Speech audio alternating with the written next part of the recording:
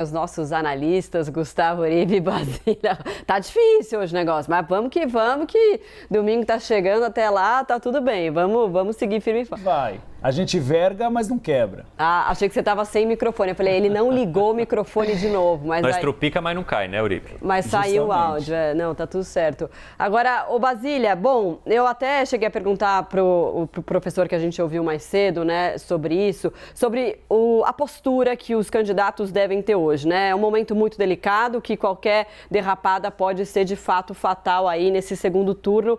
Eles, na sua avaliação, devem ter um perfil mais moderado, mais contido, ou é muito difícil de falar sobre isso se tratando de ambos os candidatos, né? Principalmente o presidente Bolsonaro, que tem de fato um perfil mais do jeito dele, né? À la Bolsonaro, vamos falar assim. Pois é, olha, essas campanhas de hoje, no último dia do horário eleitoral, dão boas pistas. Bolsonaro aparece calmo, tranquilo, falando, olhando para a câmera, há imagens patrióticas, né? Vários brasileiros representados como aqueles que vão votar em Bolsonaro, a mulher da favela, o caminhoneiro, o homem do campo. E Bolsonaro faz um discurso de que arrumou o Brasil, né? Em vários momentos desta última campanha que vai ao ar hoje, eles colocam como este ponto de equilíbrio, né? Aquele presidente que chegou e organizou a casa e que agora quer ser reeleito para continuar fazendo um país para todos. Lula, que muitas vezes é criticado por só falar dos seus governos do passado, dessa vez aparece também de uma maneira serena, olhando para a câmera e dizendo ao eleitor que é o candidato do futuro, que está preocupado com o futuro do país, com o amanhã. Então, o amanhã do Brasil também vai ser o amanhã das eleições, de tão logo aí chegando domingo ir às urnas. O ex-presidente Luiz Inácio Lula da Silva faz um discurso contra o discurso de ódio, contra esse estado de falta de pacificação, né, de animosidade no país, e coloca ali, para exemplificar esse discurso de pacificação, pessoas que já foram suas rivais políticas, né, como Simone Tebet, Fernando Henrique Cardoso e seu vice na chapa, Geraldo Alckmin. Em comum desses dois presidenciáveis, a gente tem um chamado para que a população vá às urnas. Os dois utilizam aí num tom emotivo, tem muita imagem de Brasil, estereótipos diferentes aí de brasileiros. No caso da propaganda de Lula, homem, mulher, com mais, assim, com cara de povo, né, com a faixa presidencial. Inclusive, Lula usa essa expressão de que ele é do povo por ter tido uma infância complicada, de fome, que morou em casa precária, associando aí com os programas de governo que ele fez, como Minha Casa Minha Vida, o Bolsa Família, e apostando num futuro em que as pessoas receberão o mínimo reajustado acima da inflação, algo que o governo de Jair Bolsonaro não conseguiu. E aí, quando a gente corre ali para ver a propaganda de Bolsonaro, fala isso também, que ele vai conseguir manter o pagamento desses benefícios e do mínimo acima da inflação. Até uma narradora, né, apresentadora do programa de Bolsonaro, diz que ele fala palavrão, mas que não é ladrão, né? Enfim, esse tipo de comparação entre os dois, o que eles fizeram e o que podem fazer para o Brasil do futuro, está presente nas duas propagandas. E é isso que a gente vai ver no debate hoje, o debate eleitoral, em que eles devem se aprofundar mais em algumas propostas sobre economia, como bem trouxe Gustavo Uribe, mas isso não significa um tom de moderação. A gente está diante de um duelo de titãs. Não tem como você pedir para que eles deixem de criticar um ao outro, né? E até de maneira bastante provocativa. Querendo ou não, isso confirma, consolida o eleitorado que eles já carregam. Basília, Uribe, e também se junta a gente agora o Alexandre Borges, que também está preparado para falar lá no Rio de Janeiro e a gente poder fazer esse debate que a gente sempre faz nesse horário aqui no Live CNN. Uribe, quero falar um pouquinho com você sobre os bastidores desse debate também. As pessoas que estão por trás ali dos candidatos, orientando, fazendo gestos para que eles possam seguir ou não. Tem tudo isso e essas questões podem fazer a diferença, não só aquilo que está de frente para as câmeras, né? Fazem toda a diferença, Cine. É como se a gente estivesse num tiro de falta nos 45 minutos do segundo tempo. pode dar bom ou pode dar ruim, como diria Alexandre Borges, linguagem do Rio de Janeiro.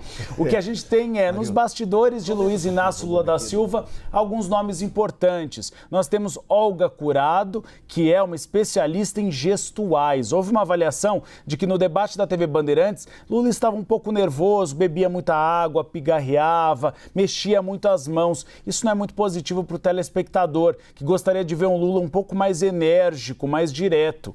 E há também a questão da cara de deboche, que foi algo criticado muito nos bastidores da campanha petista. Quando Jair Bolsonaro respondia, Luiz Inácio Lula da Silva fazia uma risadinha com a mão, principalmente aqui no queixo. Não é um gesto muito convidativo. A Basília Rodrigues bem lembrou que em 2014 eram essas mesmas expressões feitas por Aécio Neves em relação a Dilma Rousseff.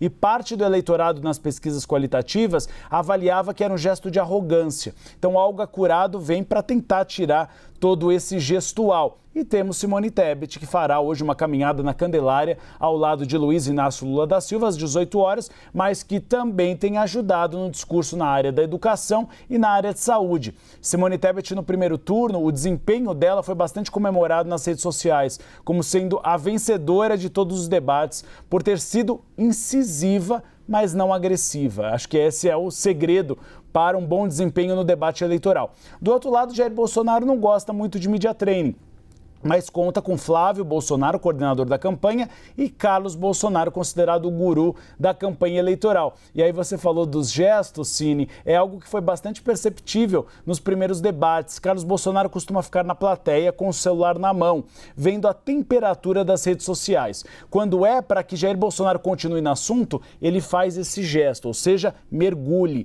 Quando é para mudar de assunto, porque não é muito bom, ele faz o gesto da mudança. Então ele é praticamente um maestro conduzindo a orquestra, que é o presidente Jair Bolsonaro.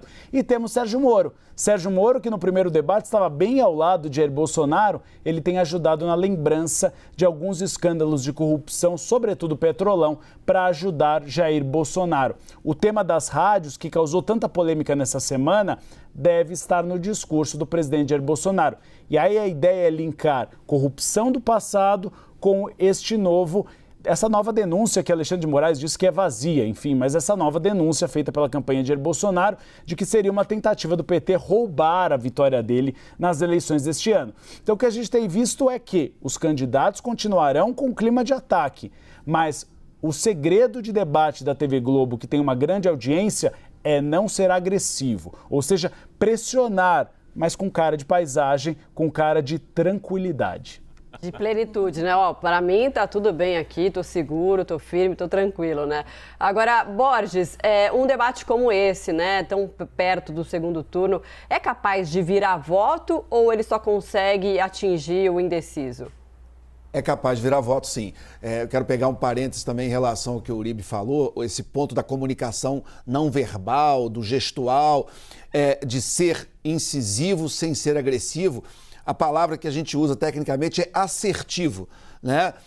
Você tem que ser assertivo, que é o meio caminho entre você ter firmeza, você falar o que pensa. Simone Tebet é um bom exemplo, mas sem ir para a agressividade, por exemplo, de Ciro Gomes. Ele era muito associado a isso. E o próprio gestual e as caras e bocas de Ciro Gomes também, que não batiam bem nas qualitativas. Eu me lembro, por exemplo, quando Jair Bolsonaro, num debate, ele atacou a jornalista Vera Magalhães, a câmera estava em Ciro Gomes e Ciro Gomes dá uma risada enorme.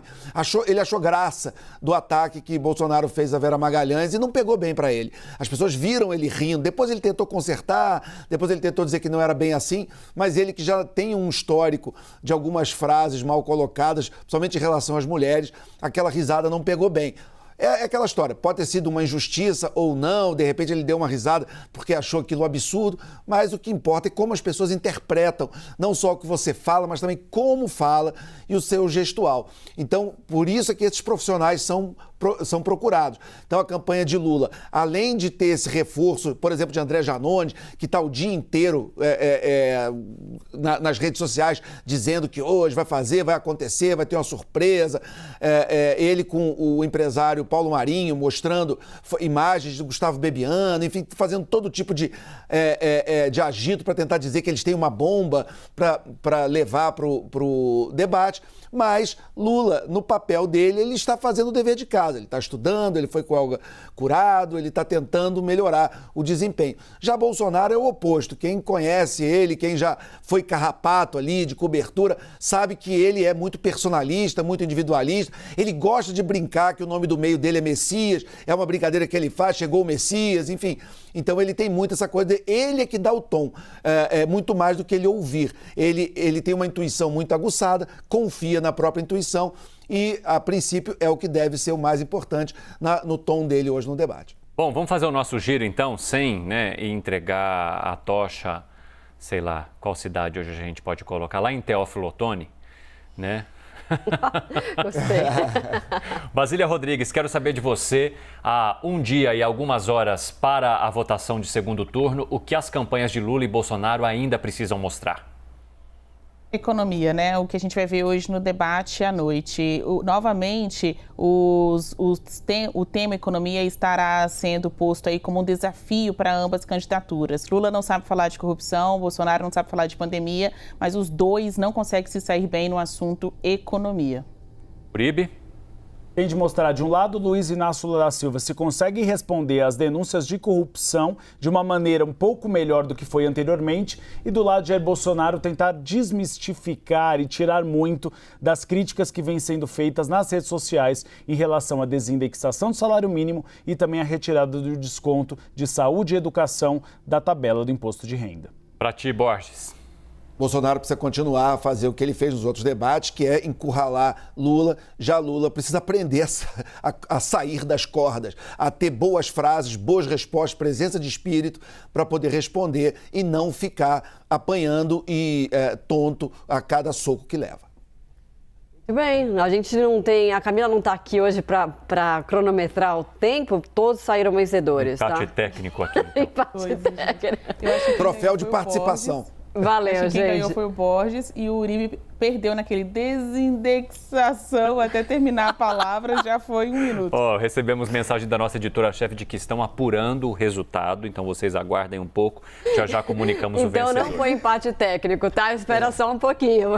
Não, eu contratei uma auditoria lá no Sul e Até já, gente. Daqui a pouco a gente traz o resultado. Até já.